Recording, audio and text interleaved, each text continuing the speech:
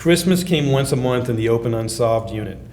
That was when the lieutenant made her way around the squad room like Santa Claus, parceling out the assignments like presents to the squad's 6 detective teams.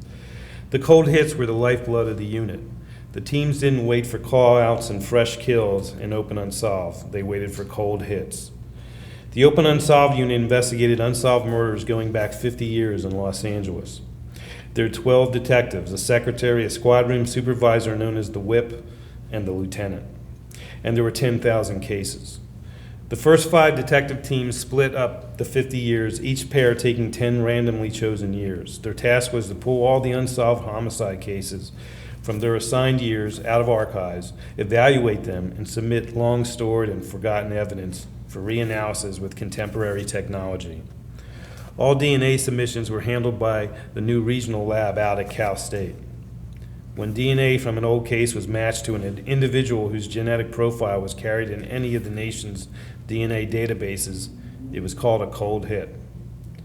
The lab put cold hit notices in the mail at the end of every month. They would arrive a day or two later at the police administration building in downtown Los Angeles. Usually by 8 a.m. that day, the lieutenant would open the door of her private office and enter the squad room. She carried the envelopes in her hand. Each hit sheet was mailed individually in a yellow business envelope. Generally, the envelopes were handed to the same detectives who had submitted the DNA evidence to the lab. But sometimes there were too many cold hits for one team to handle at once. Sometimes detectives were in court or on vacation or on leave, and sometimes the cold hits revealed circumstances that required the utmost finesse and experience.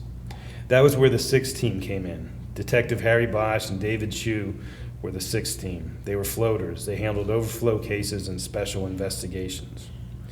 On Monday morning, October 3rd, Lieutenant Gail Duval stepped out of her office and into the squad room, carrying only 3 yellow envelopes. Harry Bosch almost sighed at the sight of such a paltry return on the squad's DNA submissions.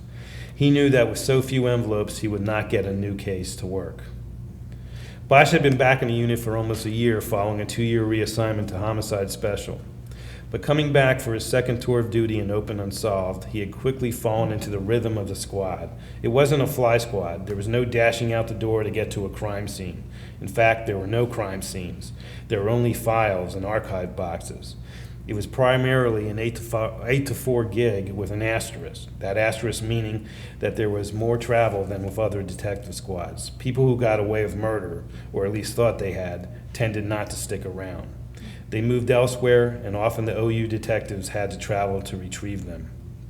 A big part of the rhythm of the monthly cycle was waiting for the yellow envelopes to come out. Sometimes Bosch found it hard to sleep during the nights leading up to Christmas. He never took time off during the first week of the month and never came to work late if there was a chance that the yellow envelopes were in. Even his teenage daughter noticed this monthly cycle of anticipation and agitation and had likened it to a menstrual cycle. Bosch didn't see the humor in this and was embarrassed whenever she brought it up.